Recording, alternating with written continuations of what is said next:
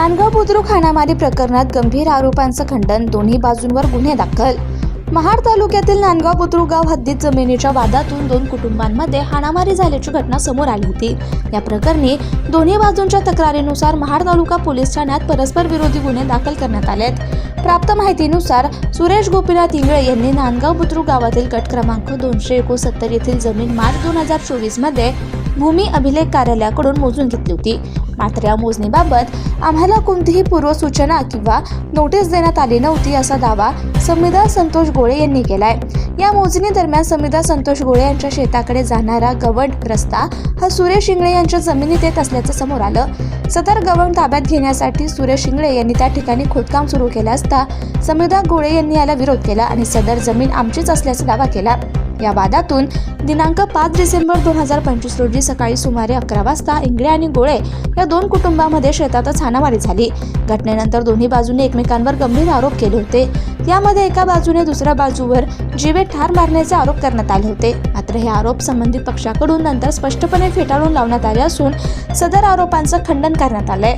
या प्रकरणी दाखल करण्यात आलेल्या तक्रारीनुसार दोन्ही बाजूंनी काठीने आणि हाताबुक्क्यांनी मारहाण केल्याचे तसेच केस ओढल्याचा उल्लेख आहे। त्यानुसार गोळे कुटुंबातील समीदा संतोष गोळे, रजत हनुमंत गोळे आणि अवधूत संतोष गोळे यांच्यावर भारतीय न्याय संहिता 2023 अंतर्गत कलम 118(1), 115(2), 351(2), 352 आणि 35 अन्वये गुन्हे दाखल करण्यात आले। तर इंगळे कुटुंबातील सुरेश इंगळे, सुनील इंगळे, सुशांत इंगळे, सुचिता इंगळे, युती इंगळे आणि अर्चना इंगळे यांच्यावर भारतीय न्याय संहिता 2023 अंतर्गत कलम 118(1), 115(2), 351(2), 352, 189(2), 190 आणि 191(2) अन्वये गुन्हे नोंदवण्यात आले। या घटनेचा अधिक तपास महाड पोलीस ठाण्याचे पोलीस निरीक्षक अनिल जाधव यांच्या मार्गदर्शनाखाली सहाय्यक पोलीस उपनिरीक्षक राजेंद्र फाळके करतायत। सदर जमिनीचा वाद सध्या न्यायप्रविष्ट असून पुढील काळात न्यायालयाच्या निर्णयाकडे सर्वांचं लक्ष लागलंय। ब्युरो रिपोर्ट, स्वराज दर्शन, महाड, रायगड। नांदगाव बुद्रुकमध्ये 268 आहे। तर मी माझ्या शेतात काम करत होते। माझ्या शेताला लागून सुरेश गोपीनाथ इंगळे, सुनील गोपीनाथ इंगळे यांचं शेत आहे। तर माझ्या शेतात येण्यासाठी वडिलोपार्जित म्हणजे 100 वर्षापूर्वीचा रोड आहे। तो रोड त्यांनी खोदून तिथे खड्डा केला, आमचा जाण्या येण्याचा रोड बंद केला आहे। तर त्यांनी 2024 मध्ये मोजमापणी केली, तेव्हा थोडासा कोपरा इकडचा तिकडे होतो। तर तेव्हा माझी पोलीस पाटील नांदगावचे हे तिथं हजर होते। कौलीचे माझे सरपंच रेशीम हे सुद्धा तिथे हजर होते। माझी तंटामुक्ती अध्यक्ष नात्याचे हे सुद्धा तिथे हजर होते। त्या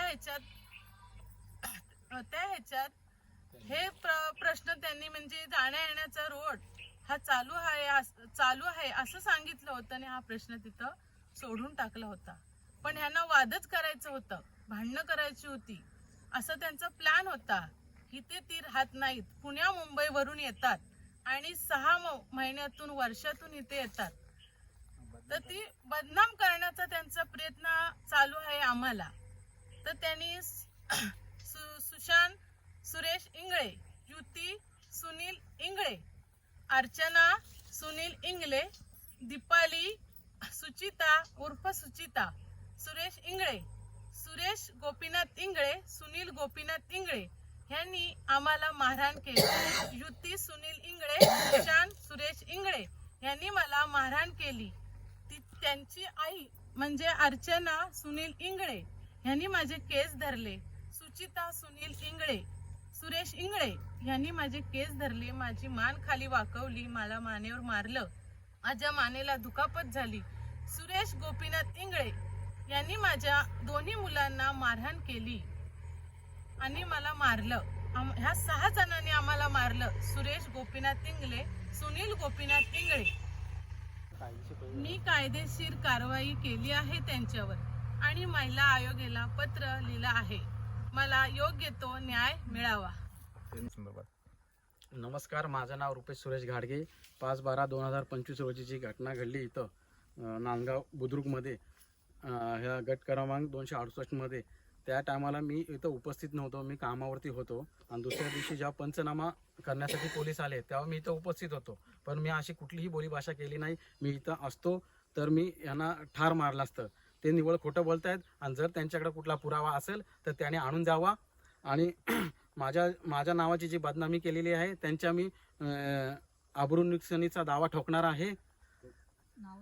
आणि सुनील गोपीनाथ इंगळे, अर्चना सुनील इंगळे यांनी माझ्यावरती खोटा आरोप केलेला आहे, मी इथं उपस्थित नसताना सुद्धा. सुनील गोपीनाथ इंगळे आणि काय त्याचं नाव सुनील गोपीनाथ इंगळे हे पुण्याला वगैरे राहतात, पुणा मुंबई. त्यांचं शेत हे आमच्या शेताला लागूनच आहे आणि आमच्या शेतामध्ये जाण्याचा गाडीचा रस्ता 100 वर्षापूर्वीचा आहे आणि तो अजूनही चालूच आहे. आता त्यांनी खोदलेत. त्यानंतर त्यांची शेती ही कित्येक वर्ष वशाड आहे, लावतच नाहीत. येतच नाही तर लावणार कुठून? आणि कोणी करीतच नाही. जाणून बुजून आम्हाला त्रास देण्याचा हा त्यांचा डाव आहे. हे सगळा बदनामीचा करण्याचा त्यांचा विचार आहे. ओके. मी सदाशिव भिकू गोळे.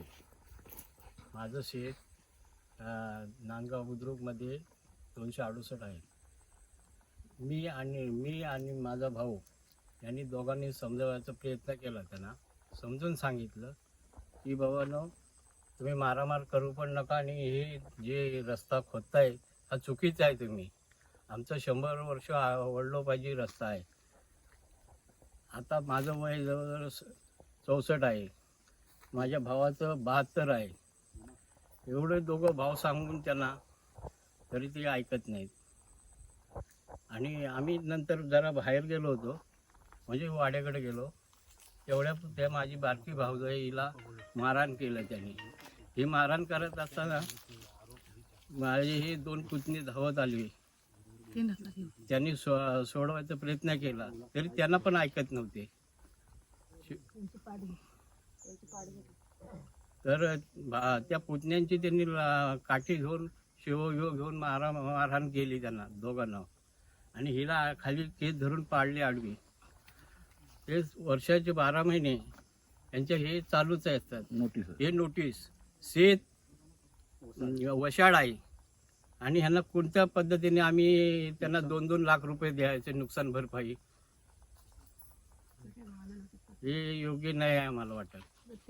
आणि आमचा रस्ता 12 लाख कुठल्या पद्धतीने आम्ही त्यांना द्यावी.